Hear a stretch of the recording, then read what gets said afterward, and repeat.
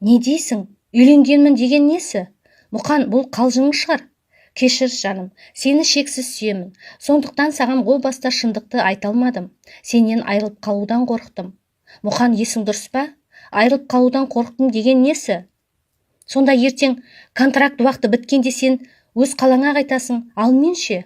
Ал ондағы әйелің? Мен бәрін реттеймін, тек маған сенші. Сен, жоқ, тоқташ, қалай сенемін саған? Оңбаған екенсің, деп көз жасына ерік берген Жадыра еңіреп жылады.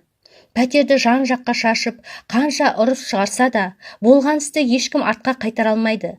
Өкініш өзегін өртеп, тоқтамай жылаған Жадыраны Мұқан таңға дейін жұбатып шықты. Енді не істерін білмей басы әбден қатқан қыз жігітті өзіне қанша итерсе де, артынан қалмаған Мұқан Жадыраны жылы сөздерімен ертіп алатын.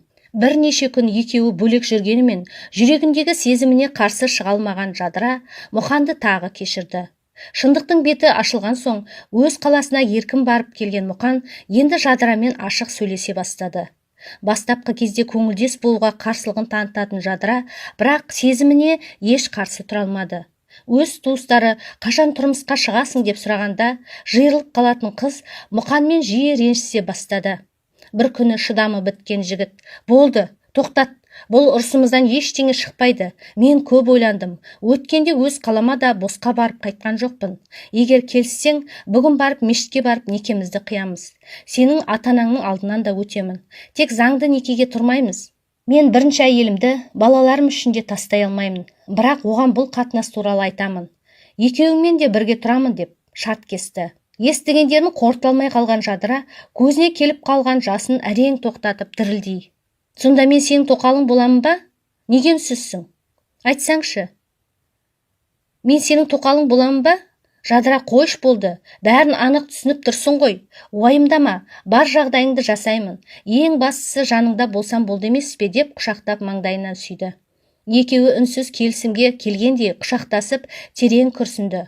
Қол ұстасып сол күні-ақ мешітке барып некелерін қиған соң, Жадыраның ата-анасының алдынан өтуге барды. Таныстықтан соң анасы Мұқанның ата-анасын шақырғанымен түрлі сылтауларын айтып, кейінге қалдырған екеуі ауылдан қайтқанша асықты. Өзара келісімдері бойынша қалаға келе жақсы өмір сүріп бастаған екеуі ешкімді елемеуге тырысты. Бірақ бұл шындық қашанғы бәріне жасыруға болар еді. Алыс туыстары арқылы Мұқанның бұл әрекетінен хабардар болған туыстары оны өз қаласына қайта-қайта шақырып ортаға ала бастады.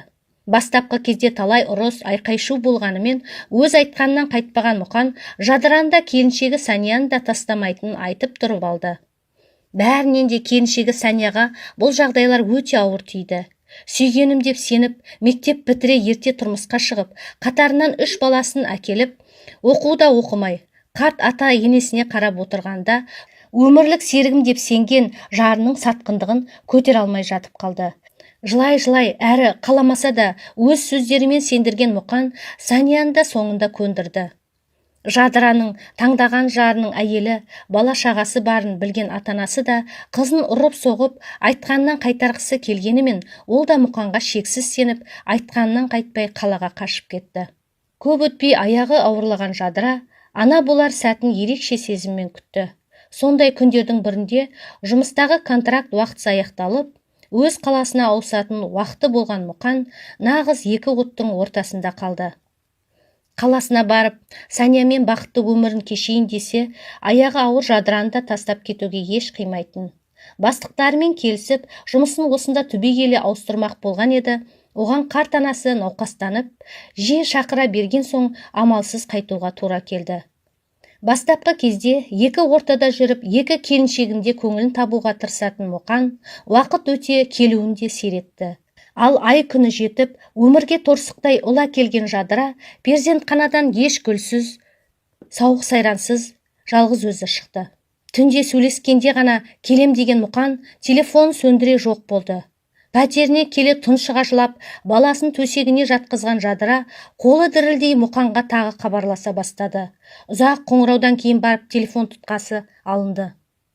Алло, Мұқан, қайдасың? Жұмыста. Бүгін келем деген едің ғой. Бара алмадым, ренжімеші.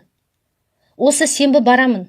Білесің ғой жұмысты, қазір есеп өткізетін кезең. Түні бойы жұмыс жасадым, әлі ұйықтаған жоқпын, шаршап жүрмін деп кезекті сылтауын айтқан Мұқан Жадыраны тағы алдады. Басын жарға ұрып, қанша жыласа да, бұл өз таңдауы еді. Өзгенің бағындағы гүл ашқан қыздың тағдыры еді. Бұл гүлдің енді тағы қанша уақыт жұпар шашып, гүлдерін ешкімде дөп баса айта алмайды. Сезімге ерік беріп, сүйгеніне риясыз сенген қыз өзі байқамай тоқал атты жаманатқа ие болды.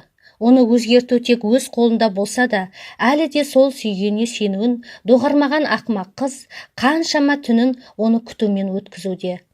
Қыз тағдыры нәзік те қиын. Оның таңдауы болашағының іргесі десек, жар таңдауда қателескен талай қызымыз өзге бақта гүл ашуға әлі де құмартып жүргені мұң айтады. Расында әр гүлдің өз бағы, өз бағбаны болғанына не жетсін.